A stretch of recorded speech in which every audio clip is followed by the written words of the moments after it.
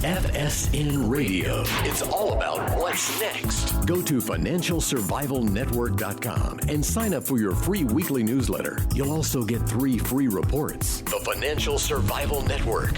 It's all about what's next.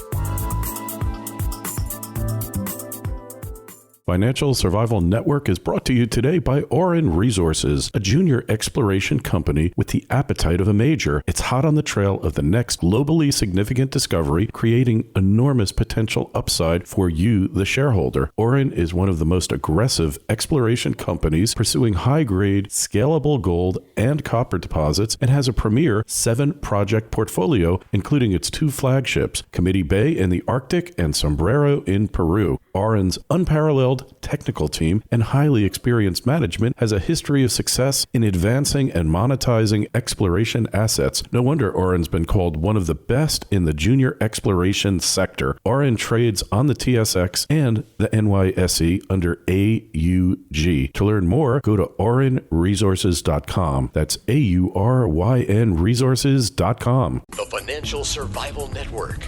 It's all about what's next.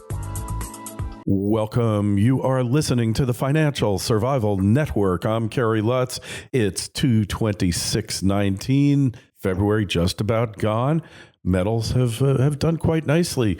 Looking for a little bit of a retracement. Really haven't had much of one. Will it continue on this way, or are we headed for a new golden era? Well, that's the question. One metal that has really performed stupendously is palladium. It's up over $1,500 the ounce. I mean, really spectacular performance. Today alone, it's up $25 the ounce. Rumors flying about what is going on with palladium. It's not about cars, evidently. Perhaps, and I've heard this from a number of sources, I have no idea if it's true, but cold fusion, evidently, with palladium, along with deuterium and a couple of other elements, you can trigger a cold fusion reaction, which produces more energy, releases more energy than it actually takes to create. I don't know if that's true. If you know about it, I'd really like to hear from you. Explanations are welcome. Email us, kl@kerrylutz.com. Getting back to the more pedestrian aspects of precious metals, well, person you're about to hear from, you're definitely going to want to hear from, has his ear to the ground regularly throughout the day, throughout the year. Ken Lewis, you are CEO of APMEX, and if you want to find APMEX, it's apmex.com. And you've got another site that you're going to be talking about, which is quite innovative and groundbreaking, and really appreciate you coming on the show. So metals prices, they look like they are surprisingly strong. Started around the second week, I guess, of December, has gone through January, and now all of February, showing really uncharacteristic strength for February. For December, for January, you get that seasonal bump regularly. It's starting to look like more than a seasonal bump, isn't it? Yeah, I think it definitely is. I think you mentioned the seasonality that we see. I mean, all you have to do is go back about 90 days ago. I think gold's up over 9%, silver's up over 12%, all while the S&P's up about 4%. Everything you read seems to point in the direction of gold having a good way forward with some upside. Matter of fact, we have an analyst report. One of our partners, Sprott, I'm not sure if you've talked to those guys at Sprott, sure. But we have an analyst report that we can share with your listeners that I really think paints a very interesting picture about gold and the future and what its prospects are and just how high it can go. It seems like it's got some good potential for return in the future. Yeah, well, I watch these. I'm a student of these markets, have been since the late 80s, basically. Started buying in 1999 and have never looked back. All the gold I bought, I still have because I'm well ahead on it. When you start buying at $200 an ounce or less, you can sit back and watch a lot of things happen. So when we're looking at these markets, all right, I'm curious from your standpoint as a seller of precious metals, what you're seeing in the market, the type of buyers you are encountering, and and what that tells you about what's going to happen here. It's interesting. 2000, when Trump got into office, I think there's a general view that we thought precious metals might actually perform fairly well, and actually what happened was the opposite. We saw that demand for physical metal for investment purposes really dropped pretty significantly in 2016, and then in 2017. I said that wrong. 18 was a little bit better than 17, but really where we started to see retail demand start to pick back up is in the back half of 18, and we see it in our revenues. We see it in the product mix of what we sell to our customers, and that's kind of continued forward. I'd say the first part of this year has continued a nice pace. Definitely far better than 17 when Trump initially got into office. We look at our consumers and we do a lot of research. We do about $1 billion a year in revenue as a company. We have over 1.5 million customers, and what we find is that two things are going on in the customer base. First, you're always going to have those who want to protect their wealth, those who are looking, if you will, to take a little bit less risk. That tends to be a little bit more on the 50 and older side, and that's a very big piece of our business and always has been. That piece of business in the last 6 months has really started to come back.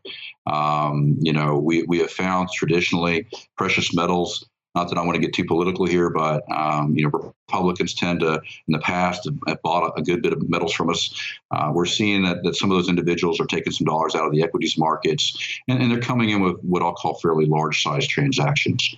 And then the other side of the house we're really seeing, which is great to see, is the younger crowd is starting to get very interested in metals. They tend to buy silver, but we're seeing significant more activity on the sub 30-year-old generation. Questions as to why that is. I think some of it's more the intrigue. Some of it is the convenience. But definitely we're seeing a younger crowd start to come into the market. Their dollars are not as big as the wealth preservation individuals, but their activity and their interest in the product is definitely surprised us a little bit over the last 6 to 9 months. Yeah. So, it's impossible market to really predict, to really tell.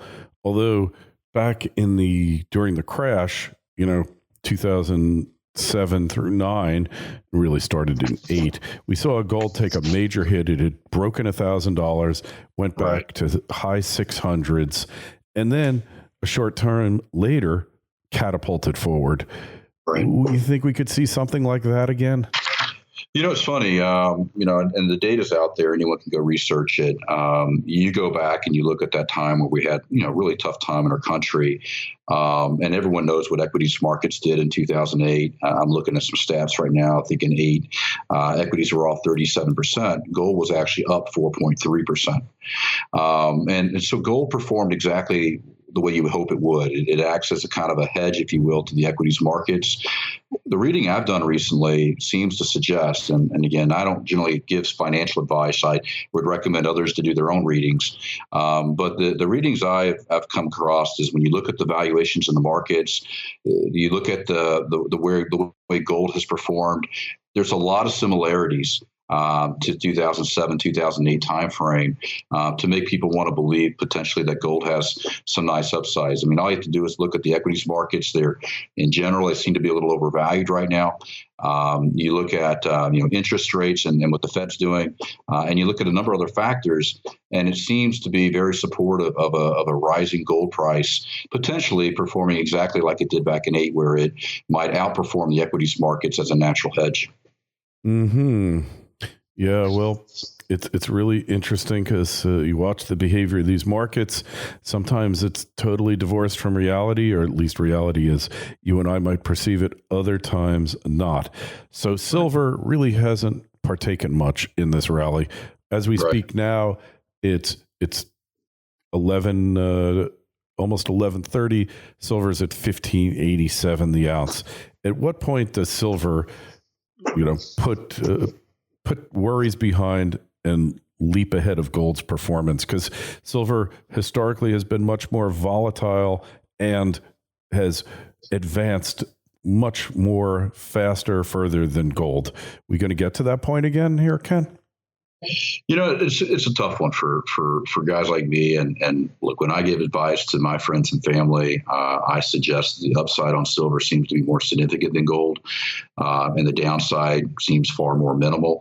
As we all know, silver has many other purposes than just investment, and frankly, its price tends to be a little bit more related to its uses in industrial and in other ways. So it seems like its downside is relatively minimal. I mean, just the cost of mining silver, when you start getting into the mining stocks and start to look at kind of how they manage supply and demand, it would seem to be that silver has more upside than downside. Will it get back to its levels in 11? Hard to say. Can it outperform gold? Again, I'd say hard to say, mainly because it's kind of performed a little irrationally more recently. Look, the silver gold ratios at one point were hitting all-time highs, which didn't make sense. I think everyone thought silver would respond a little quicker than it did, and it didn't happen. Now, with all that said, I mean, the data does suggest in the last 90 days, as I mentioned just a minute ago, silver in the last 90 days is actually up about 12%, and gold's up about 9%. So, it seems like it's starting to make a recovery. But as I've been told by many, silver does tend to react a little bit later than gold. So they do tend to work in tandem, and you'll oftentimes see silver, 30, 60 days behind kind of what occurs with gold. So if you believe gold has potential for going up, there's a possibility silver will follow it. I think the only other thing I've read about silver that's really downside is the supply side. It's there's really an abundance of silver available out there, and that's probably what's holding it back a little bit right now in terms of price. It's just because of the readily available amount of inventory out there. Yeah, and that's a inventory, which is another way of saying supply. Mm-hmm. What do the supply fundamentals look like? Obviously, production in both metals appears to have started a downtrend in, I guess, 2017. Up until then, production was increasing, but mining companies out there having trouble raising capital, and it's really been somewhat difficult for them to expand and to increase production. And then you're seeing consolidation in the mining space with the acquisition of Goldcorp and Barrick making acquisitions. You're seeing consolidation. So what does it all mean? I tell you what, I think what you're seeing is companies are consolidating for economical reasons, right? It's I think I read the one recently with Barrick and Newmont, and the amount of synergies that could be available in a deal like that. They're just trying to lower the gold companies are trying to lower their cost, if you will, of being able to execute.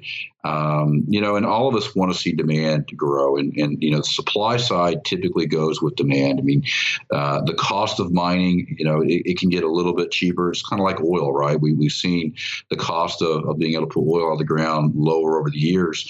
You hope with some consolidation, technology advancements, that we can see the same in gold.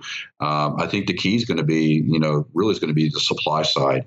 One of the things that I've been reading a lot about on the supply side, I'm sure you have too, is just look at the inflows into the ETFs for gold in the last 90 days.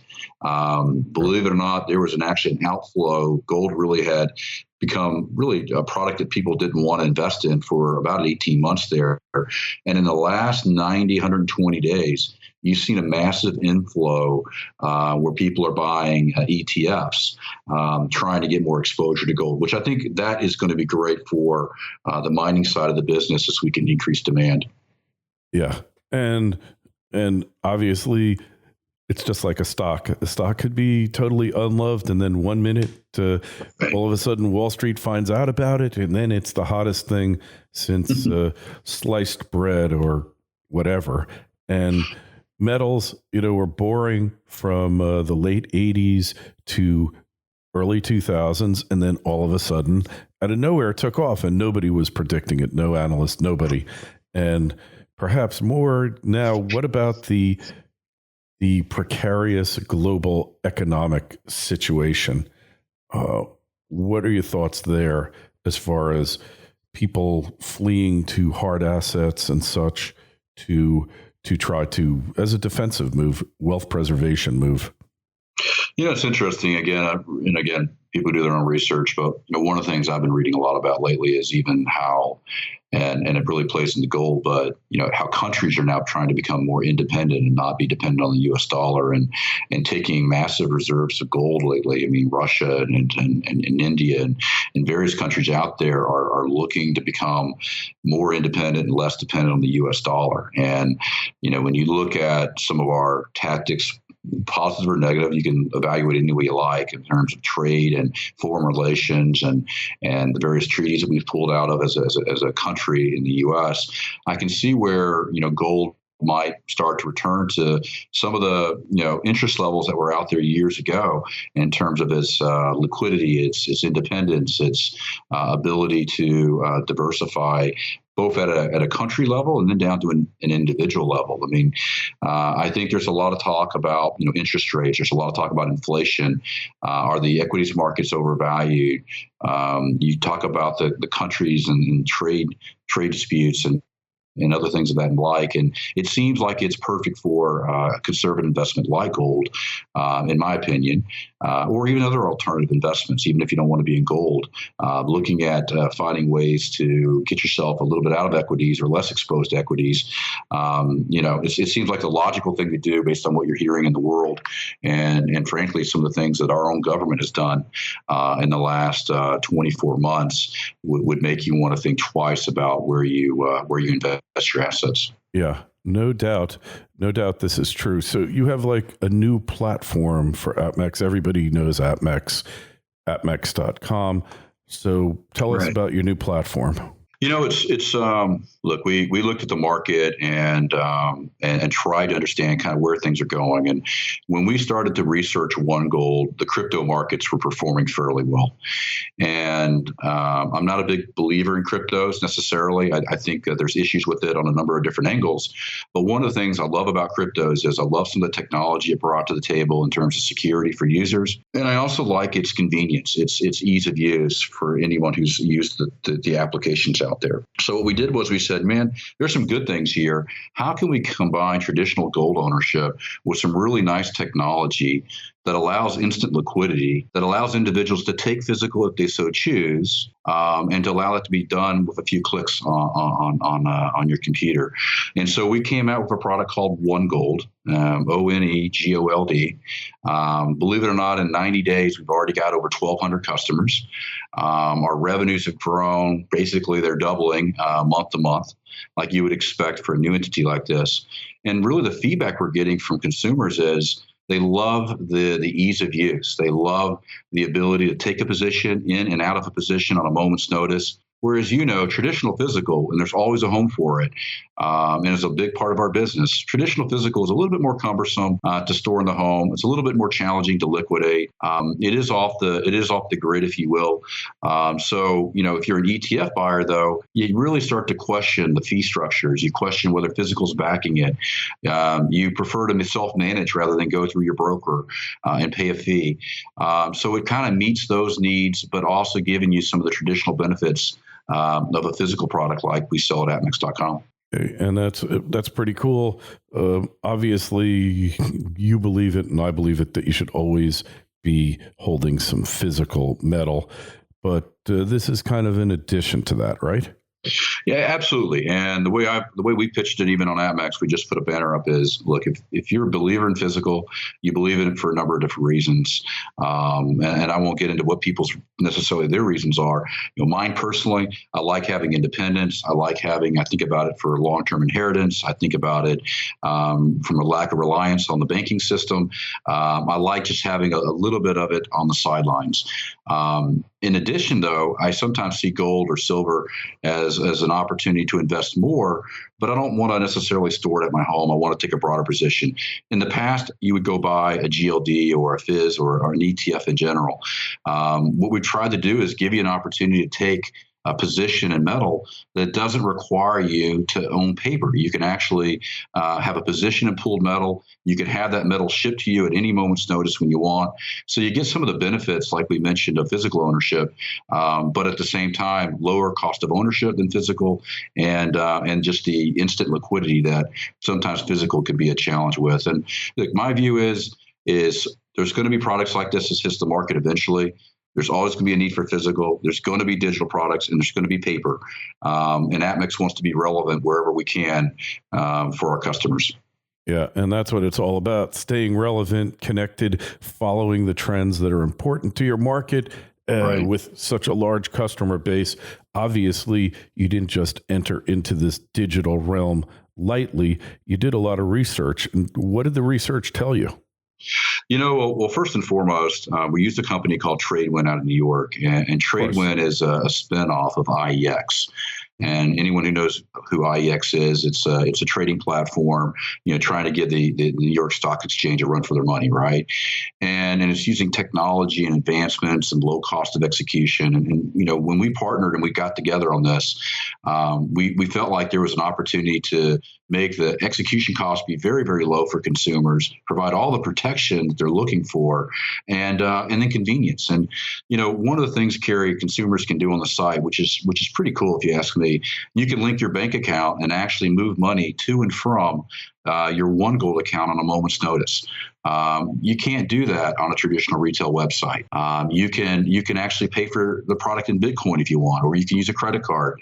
Or the other one that's very nice is you can do recurring transactions. So when we were analyzing it, a lot of people want a dollar cost average when they buy metal. And so we listened to that and we said, okay, we can set it up where you can make a recurring transaction, hit your credit card, hit your cash balance every week, every day, every month, and you get the dollar cost averaging benefits of owning precious metals as well. Yeah. All good things, all noteworthy. So you have a free report for our FSN community members. Can you tell us how you get it? Yeah, I'll tell you what, I'm not sure. It's actually right now on OneGold's website. And what I'll do is, and I'm going to look at this website while we're talking right now. I want to make sure it's prominently positioned, but right within our Insights tab, there is the Sprott Research Report on gold. Peter, the CEO of Sprott, has given me permission to share it. I think consumers, after they read that, they really take a good direction on why gold might go up, what are the things supporting it in the future. As you know, we're honestly, at the end of the day, I'm a retailer. I'm not giving financial advice, but I can share reports like that might help consumers make an educated decision on their investments. So that product will be up on our website, but I'll also make it available for you to post on wherever you might have that you can give access to your listeners. All right. Excellent. So onegold.com, and you should get that Sprott report. I've seen it. It's very valuable. Gives you a good perspective because we're in uncharted territory here in the economy and perhaps in life, the technological advances and all the costs that have come with them, the globalization, all the pluses and minuses there as well. So you need to get that report for sure. OneGold.com, the word one and gold.com. Check it out. Get the report. Anyway, Kent, really appreciate you coming on. So people want to find you. APMEX is the best place, apmex.com. Absolutely. Hey, and I think one of the things and we are very proud of is our history of taking care of customers. Our customer services, obviously off the charts, and hopefully builds that loyalty. Our customer base kind of reflects that. And please, if there's ever an opportunity that we can do to address anyone's issues or opportunities, please feel free to reach out. We're here to serve. All right, Ken, thanks so much for coming on. Hey, questions, comments on this? You want to find out more about gold and cryptos, just email us, kl@kerrylutz.com. We answer all good questions, always get read on the show. And Twitter feeds @Kerry Lutz, Facebook page Financial Survival Network.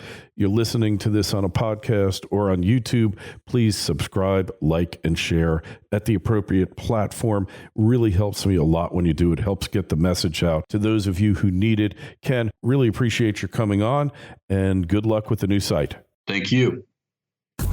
FSN Radio. It's all about what's next. Go to financialsurvivalnetwork.com and sign up for your free weekly newsletter. You'll also get 3 free reports. The Financial Survival Network.